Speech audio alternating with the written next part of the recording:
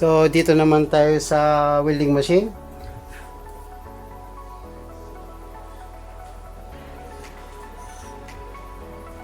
Meron tayong negative dito. Tapos positive dito banda.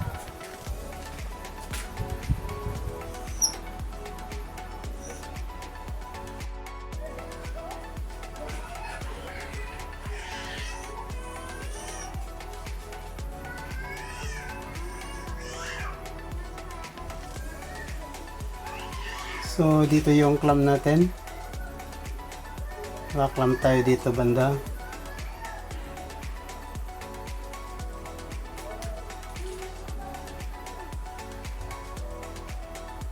So dito yung positive natin pag ano.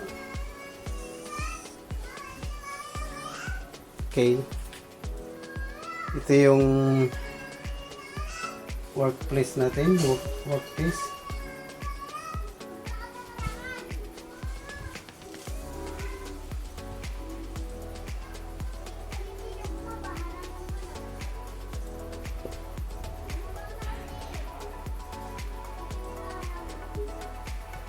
Ito naman yung electrode natin.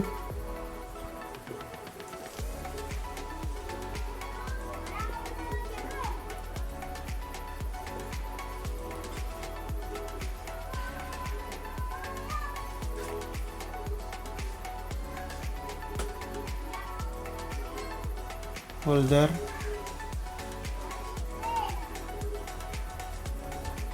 So dito yung power source natin.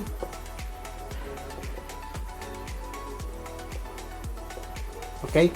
So ibig sabihin, pag negative nakalagay yung handle natin, yung ito, negative yan.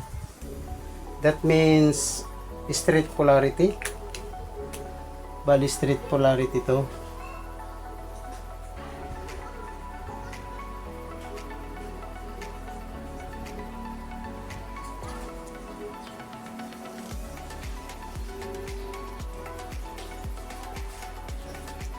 Okay, straight polarity. So, ganyan. So, ibig sabihin yung flow niya pag ganun. Yan. Tapos, pag ganun.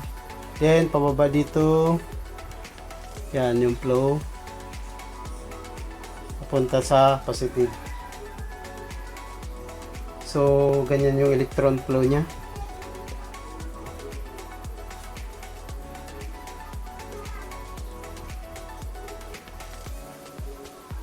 So, ganyan ang straight polarity.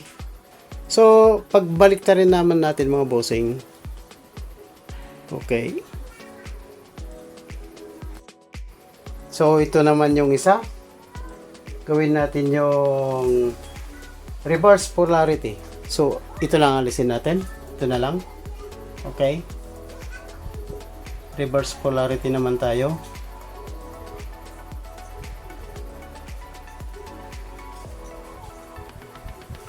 Yan, reverse polarity. So, big sabihin, ang magkaiba yung dito lang mga bossing. Yung dito, sa clamp, sa dito banda sa holder. So, itong holder niya nagiging positive yan. So, palitan natin yon. So, magiging positive dito banda. Negative doon.